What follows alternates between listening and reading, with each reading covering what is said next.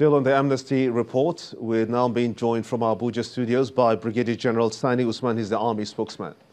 Thank you so much indeed for joining us on Sunrise Daily.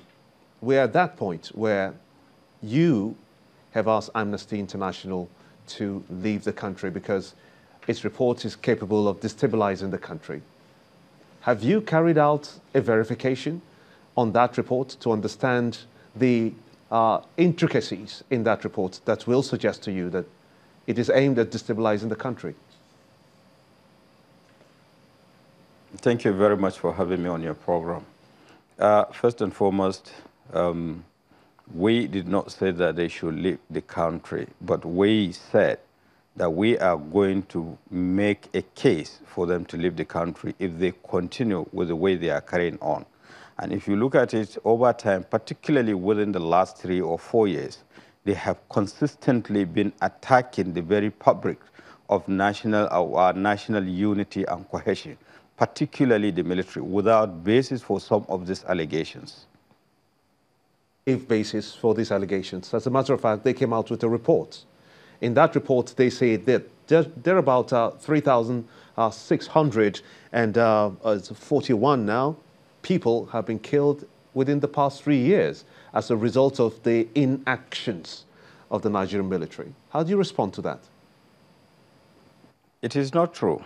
I want you to look at each and every of the cases they mention in the context under which it was reported. Take, for instance, they couldn't even be specific about a particular allegation where the military were contacted for 16 hours, they did not respond. That is not true.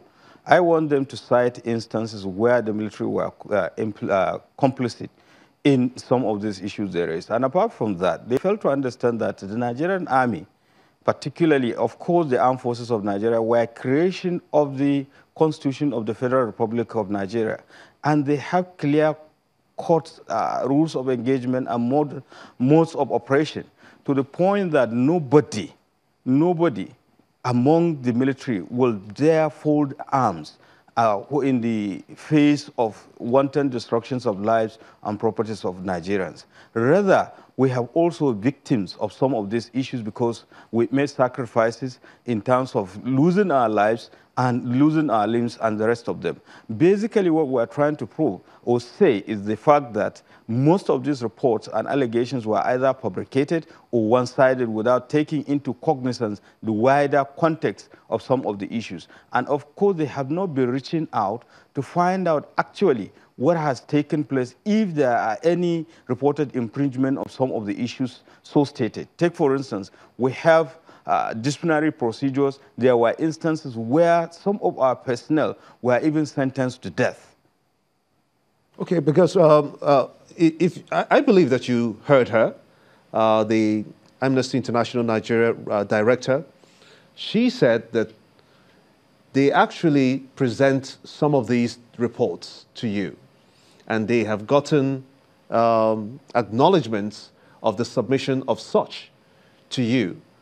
And she also said that in most of the cases, you don't respond. Do you get those correspondence from Amnesty International to your office?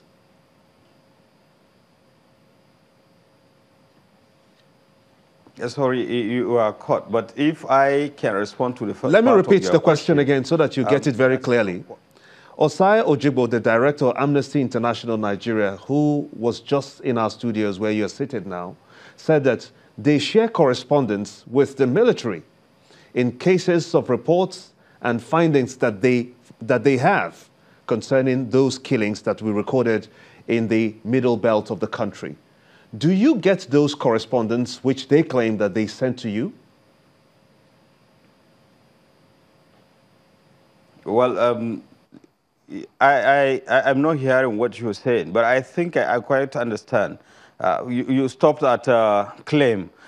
What I want you to understand, actually that statement is not correct, because they have never, what we were looking forward to, and way back in February 2016, the Nigerian Army specifically wrote to Amnesty International, to their London office, requesting them to come over, which they did. We sat down with them.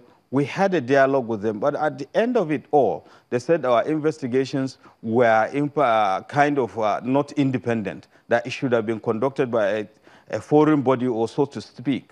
But the truth is that they did not fault the content of that report. The then Provost Marshal, in the midst of even the media, were there. But since then, they refused blatantly to cooperate with the Nigerian army. They only invite the Nigerian army whenever they have finished their reports, and they will just come call you for Photoshop. And if you look at even the launch of